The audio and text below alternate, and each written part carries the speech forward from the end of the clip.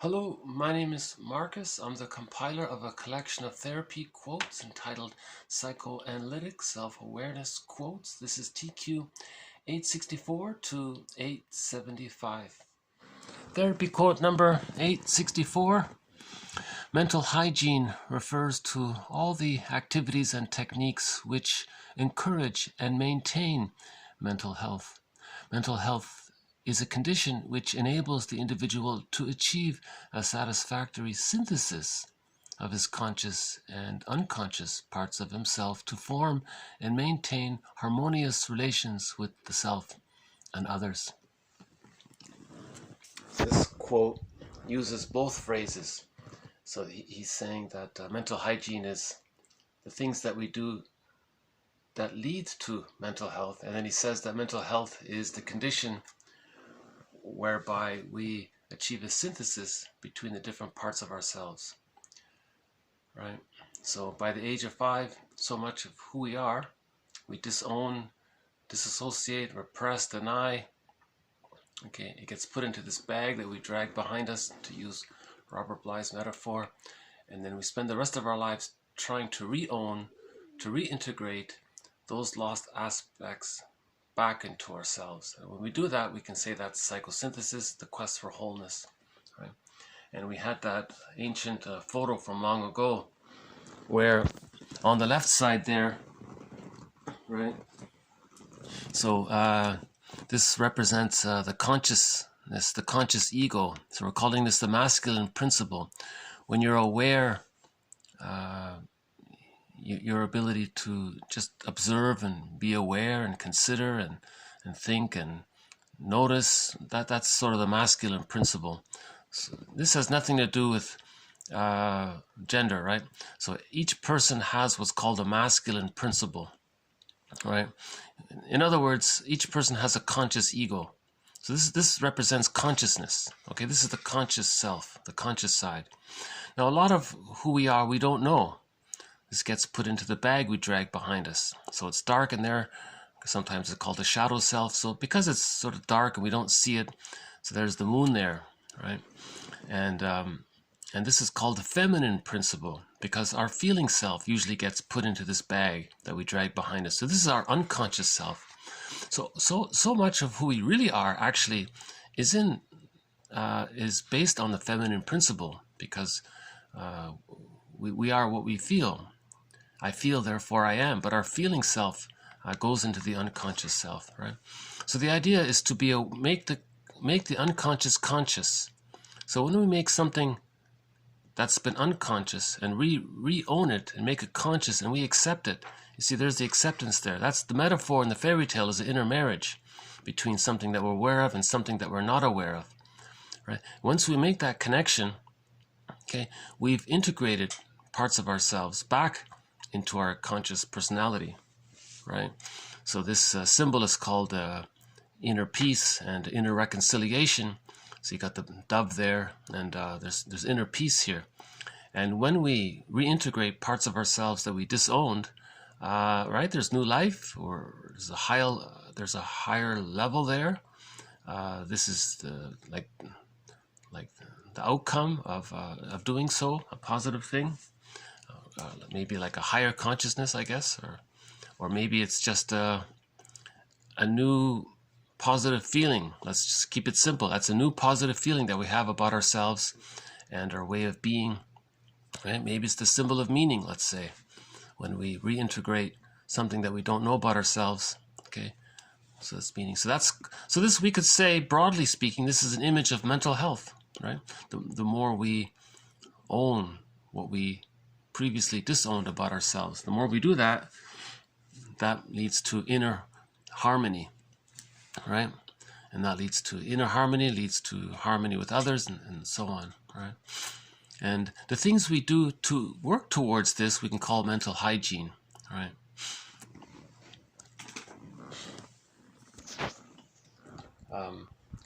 So again, maybe towards the beginning of this series, we included a list of movies from the mental hygiene movement of the 1950s. They created a whole series of videos promoting emotional health, psychological health, consciousness, that kind of thing, self-reflection. It's a good collection. I highly recommend it, even though it's from the 50s. Those movies still are pretty good, you know. Some of it's common sense, but there are some good ideas in there, you know. For example, in one movie about relationships, it was suggested to the woman that she say to her husband, who was ruminating about the difficult day he had at work, he suggested to her to say to him, darling, are you going over the day in order to see how you could have better handled it, right? So if she's aware of repetition compulsion, how we try to, you know, think things over, like if there's something that bothers us from a past event, we try to replay it to see how we better could have handled it. So maybe the woman could have just simply said that. That would have showed her connection to her husband. But she didn't do that. She just blamed him and criticized him, and they had a problem that way. So these movies from the mental hygiene movement are not bad. Right? So this is a quote. So this is one of the threads in this series, this whole general concept of the mental hygiene movement. Just things we do, for example, owning our projections, right? So-called shadow work, that's part of the mental hygiene movement. There's that self-help book, Loving What Is, by, is it Byron Katie or something like that?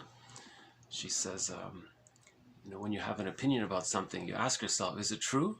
Really? Are you sure? Turn it around. How is it true for you?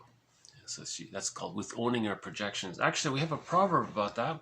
So one ancient proverb about mental hygiene comes from long ago.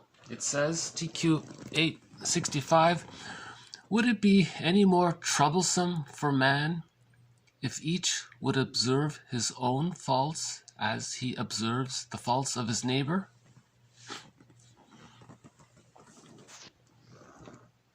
Yeah, I haven't seen it put that way before, so I include it. It was a rhetorical question, but it reminds me of Aesop's tale. Aesop said everyone carries two bags, one in front, one behind. The bag in front carries their neighbor's faults, and the bag behind carries their own faults. And that's why we tend to focus on other people's faults and not our own, because it's just sort of like a brief little image there.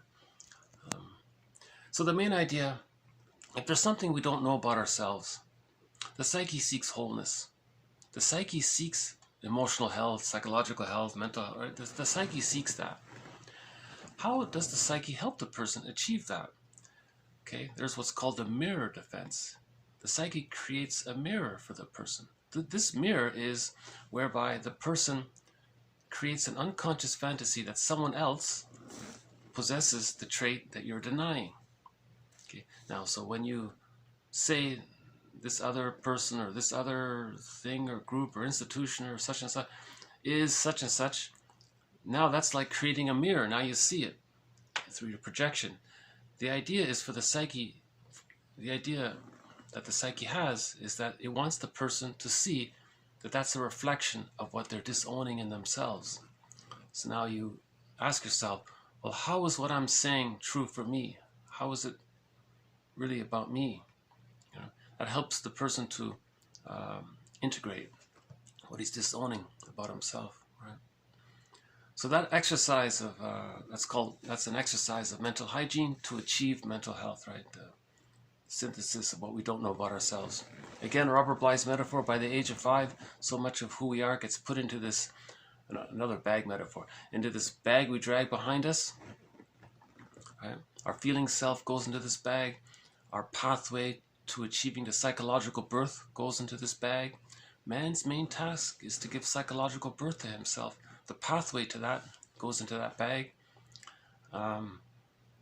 Knowing which defense mechanisms a person is using, the knowledge of that goes into the bag, right? what secondary defense mechanisms are being used to deny awareness of the primary defense mechanisms. That knowledge goes into the bag. So much of who we are and how we're dealing with our feelings and anxiety, so much self-knowledge goes into this bag we drag behind us. Okay, this bag, someone called the shadow soul, someone called it the second self, another one called it the second self of the unconscious, to make it clear. Another one called it the stranger within, or the secret self. Another one called it, Darrow called it the skeleton, and you want to invite the skeleton to sit at the best seat at the table and recognize that this person had a right to be. He's a wise teacher. He's you, and you want to get to know this person. This relationship that you have with this second self, that relationship is healing in of itself. In literature, it's called the one who walks with us, who's not like us, but who is us. Another one says, there's someone living my life and I know nothing about him. Okay. Now, all of the energy in this bag, when we say the word id, that refers to all of the life force energy that's in the bag. So we want to make where it was, ego shall be. We want to make the unconscious conscious. So that's synthesis, right? Analysis leads to synthesis. So the quest for wholeness.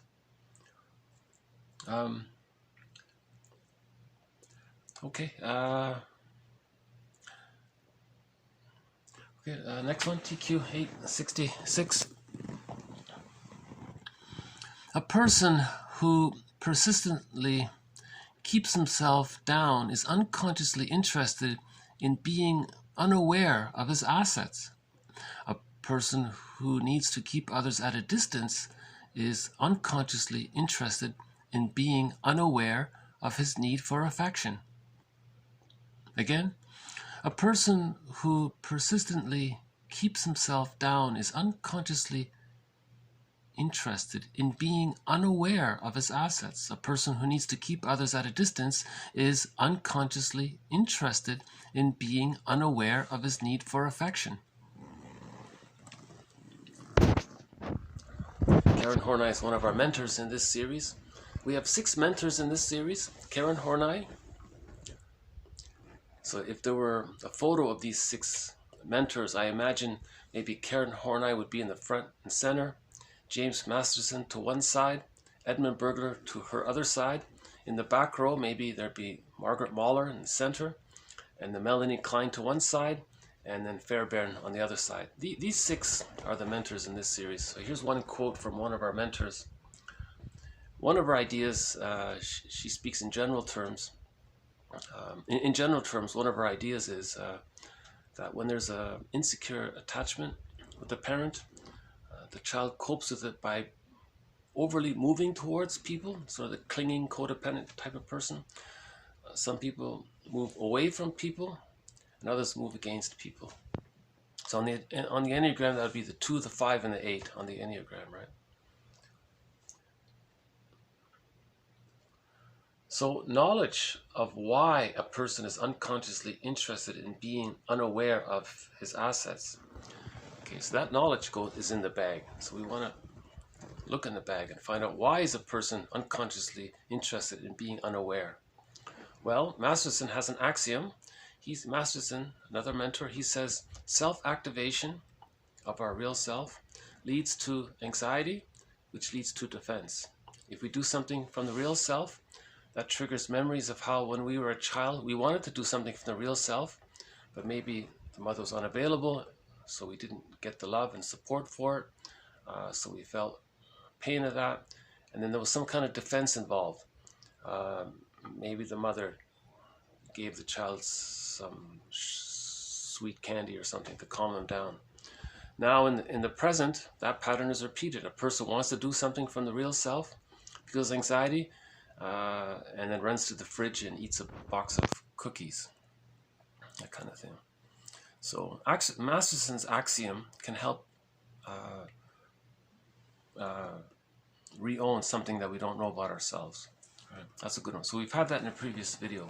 Self-activation leads to abandonment depression or massive anxiety, and this leads to defense. Right? Or another way, or a simple way of putting it, self-activation of the real self leads to the memories of when the mother was emotionally unavailable. That led to anxiety. And how was the child's anxiety allayed or soothed?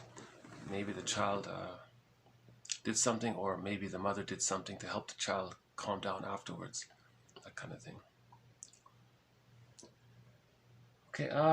Okay, let's move on. Another one from Laughlin.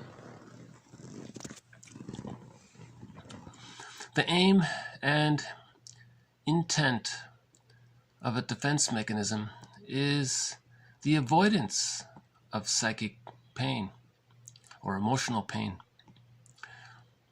Okay, these defense mechanisms are called into play as part of the stress response to inner danger. Oh, hold on a sec. You know, a blue jay just arrived, but he took off. I don't think we're gonna see him. Is that him there? No, that's one of the crows. Okay, so maybe he'll come back.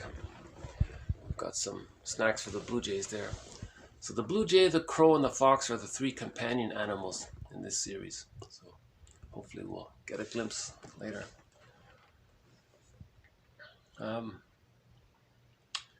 The overall result may be self-defeating. So this is just a general definition of defense mechanisms. All defense mechanisms are used to deal with anxiety. His metaphor is just like in physical stress, the body engages in the fight, flight, freeze response. Well, what about an internal danger, like a memory coming up within but that we're not aware of? So the body engages in a defense mechanism. In a similar manner, how the physical body engages in the flight, fight, freeze response, internally a similar kind of thing is happening. So he's making that link there between how in the inner world we feel stressed, and then we use a flight defense mechanism, or it's one of the defense mechanisms, in any defense mechanism. Right. So if the mother is unavailable, the child maybe wants to run away, but where's he going to run to? He doesn't have the motor skills. If the child is too impinging or demanding, how does the child put a shield around? He's in a double bind, and he needs the mother too. Maybe the child can freeze, so his mind might go into flight a little bit, but he still has to bond with the mother. Okay, I think we got one of the crows making an appearance. See here, make that two.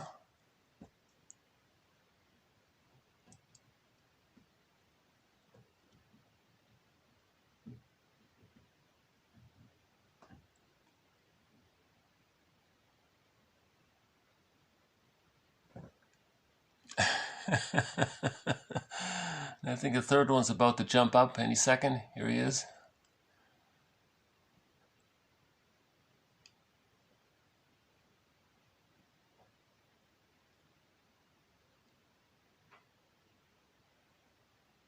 He seems to be one of the younger ones.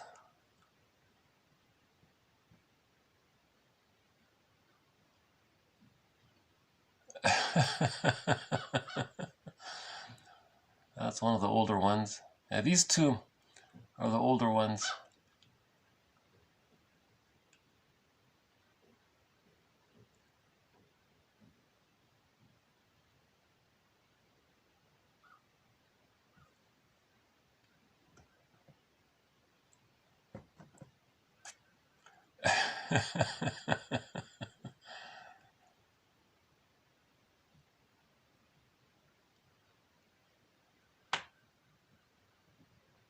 And there he goes. Okay.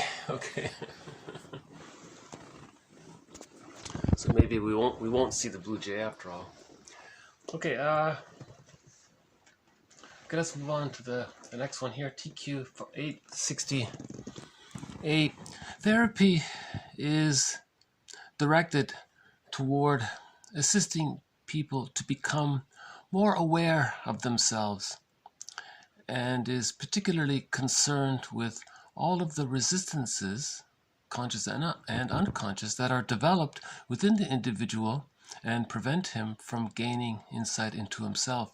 The client has perhaps grasped something, as we say, intellectually, but much later, after considerable work, the total involving experience takes place. And then suddenly the client will say, quote, "Now I see what you mean. Funny, I talked about it for months, for years. I thought I understood it, but now for the first time, I feel that I know. I thought I knew it all the time." Okay, so just a quick reference that it's okay if an insight is just intellectual at first. See, a true interpretation, there's a new emotional experience, a corrective emotional experience with it. But sometimes an insight is just kept in the thought, it's intellectualized, but that's okay. There can be a delayed onset of the feelings around the intellectual insight, right? So that's common. You have a thought about something, and then there's a delayed onset of the feelings. Right? That idea. Okay. Oh, the crows are back.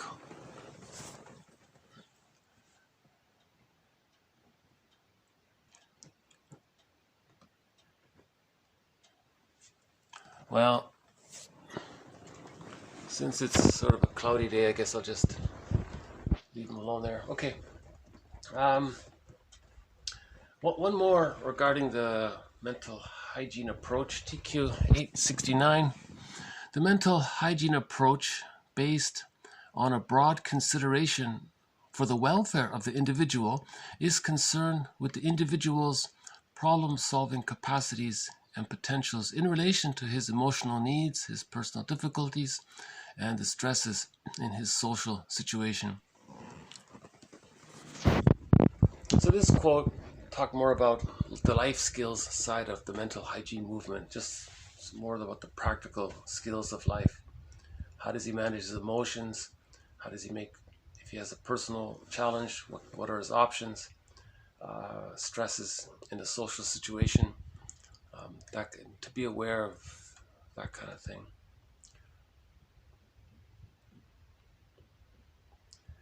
Okay, TQ 870. The second root of the ego ideal is the ego's seeking to recover the early perfection that was wrested from it. In love, the ego ideal is projected onto the object, an attempt at recapturing narcissistic unity. Another root of the ego ideal is the attempt to maintain a fictitious omnipotence, which is constantly shaken by the outside world. The conflicts between the ego and the ego ideal lead to feelings of abandonment, anxiety. Okay, so this is a quick follow-up to a recent video on the ego ideal. The theory is the baby in the womb, if we were to imagine him having thoughts about his experience, we imagine it's as if he were to think he were a little god. Because all of his needs are magically met, automatically met. Maybe he thinks that's natural, that's how it should be. So we're calling him like a little sorcerer, like a little magician. He thinks it comes true. So the jargon for this, some use is infantile megalomania. Now or omnipotence. So after birth, this continues for the first few months in the extended womb. So remember, humans come out too early, so the first few months is regarded as an extended womb, right? The stage of symbiosis, the stage of undifferentiation. Just like in the actual womb, the child didn't know where he ended and his mother began. In the extended womb, the same thing is sort of happening. The child doesn't have a sense of him being separate from his mother. He's still fused there, right? So infantile megalomania is still there. Right? Now, if there's a trauma there, and the person didn't get his symbiotic needs met, when there's a trauma, the person is going to try to master the trauma. So one way to master the trauma is to project, the baby will project his impression of himself as being so important, okay, onto the other, the mother, identify with her, be like her maybe, or associate with her, and then that way he can stay in touch with his own infantile megalomania kind of thing. That's the ego ideal. Now, in later life, a person can do that in relationships. Some romantic love is like that. They project the ego, their own ego ideal onto someone else, and think if they're married to that person, they can restore that feeling that they're very important, kind of thing. Just one more quote on that. So this is a developing concept. This is a new thread in this series, the ego ideal. One therapist says that his approach is to focus on dissolving infantile megalomania. Infantile megalomania is meant to be resolved by the age of 3, right, with the psychological birth. So infantile megalomania, or this primary narcissism, or this thinking you're so important, this exaggerated sense of everything's about you, like this kind of entitlement kind of thing, that's necessary for the baby, of course, but that's supposed to be resolved by the age of 3. Now, for some, if there's a trauma there, the person is stuck there. That's one aspect of the narcissistic pattern. They think they're so important, and they're not able to give or have gratitude or love. It's just they think others should serve them because they're so important. That's the situation of the baby with the mother, right? They're just stuck there. So the narcissistic pattern stems from that trauma there, from in the early stages. Sometimes with the narcissistic pattern, the baby identifies with the aggressor, and then they put others down, but they still feel entitled and they want to take it all in. And okay, so just briefly, once again, from the baby's point of view, we theorize if the mother's misattuned, if the mother's not offering her maternal reverie, if the child's not getting enough love and soothing and comfort and maternal administrations for the baby feels, we theorize he feels devalued, shamed, humiliated, objectified, exploited, used, and all that. That's too painful for the baby to feel all of that. So one theory is the baby gives up and just identifies with the aggressor because they're still fused there, right? So it's easy to do that. So the baby just becomes like the mother. He adopts his mother's thoughts as his thoughts and thinks that those are his thoughts now. Now, when he grows up, he then acts like that. He puts others down, objectifies others, uses others, to actually what he's doing is, because that's a developmental trauma, he's trying to communicate that that's what his mother did to him. So a person with a narcissistic pattern who's shaming others using this negative black humor and sardonic humor and biting scornful irony and shameful sadistic humor, all that, he's trying to say that when he was a baby, that's how he felt, that that's what his mother did to him. So he's doing to others what his mother did to him. That's part of the repetition compulsion gone awry. Right? He's trying to be aware of his situation. He's trying to communicate it by his repetition, right? And if he can see that he's repeating it, then he can begin to heal. But what often happens is he just repeats and doesn't talk about it or reflect on it. He just repeats and acts out. So either we repeat and act out and don't remember, or we talk and remember and heal. So the narcissistic pattern often is prior to achieving self-reflection, the narcissistic pattern is just going to act out, repeat, devalue others, be greedy, envious, and so on. They'll use rationalizations, of course, to cover it all. That's a secondary defense, to hide the primary defense. And one thought about the narcissistic pattern made by, I think Klein sort of alluded to this. She said that in the beginning, the baby, it's called part object relating. The baby just relates to the breast. Right? Now, the baby's understanding of what he needs is an inexhaustible flow of goodness. in order to be satiated, in order to receive enough love. But the baby never got that. Now in the repetition compulsion, the person now thinks, well, it's better to possess symbolic mother. So whatever is symbolic of mother, anything material, usually material and money, because material and money share the same root word as mother. So the person wants to now possess mother via the substitute of her, material goods and money. Now he wants to possess it and own it. But he never experienced satiation. Now he's in the repetition compulsion. He doesn't know what enough is because he never received enough. So he's going to keep on chasing it. So Klein calls that introjective destructiveness because of the repetition compulsion of chasing an image of something that's supposed to be inexhaustible. And he doesn't know that he's looking for satiation. He never got that. So he's going to be greedy again and again. He's going to repetition compulsion. So the narcissistic pattern is endlessly using others, putting others down. He'll devalue others, objectify others, thinks others are meant to serve him. He's entitled. That's the baby's thoughts. He's entitled, right? Now, so that's the one theory on the greed. Now, if he sees something that represents goodness and he cannot get it, it reminds him of him not getting enough love. Now he wants to put the goodness down. That's called envy. Envy is hatred of the good. If he sees the goodness spoiled, he's gleeful. That's Schadenfreude, right?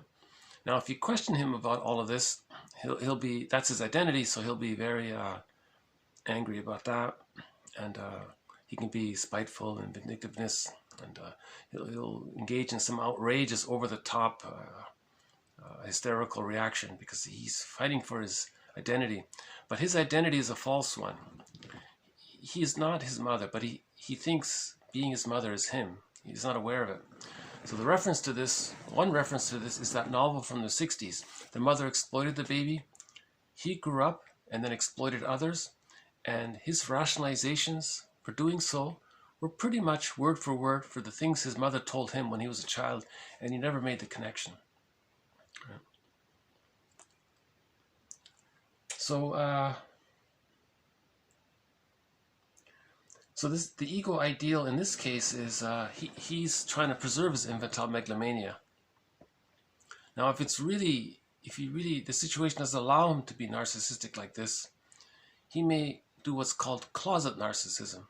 He'll disown it, but he'll project his own infantile megalomania and narcissistic pattern onto others, or see it in others who are like that, and identify with them, and then bask in their so-called search for glory, or whatever you want to call it. They'll bask in their repetition compulsion. Masters said they bask in their glow, they said. Right? It's not the glow you might normally think of it. So in other words, a person with the closet narcissistic pattern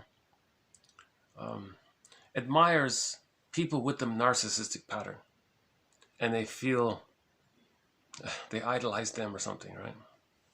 That kind of thing.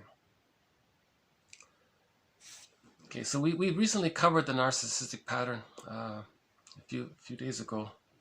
I think my computer just froze. You know what? It's going to take me a minute to restart it. So why don't I do this in 2 parts? So this is part 1.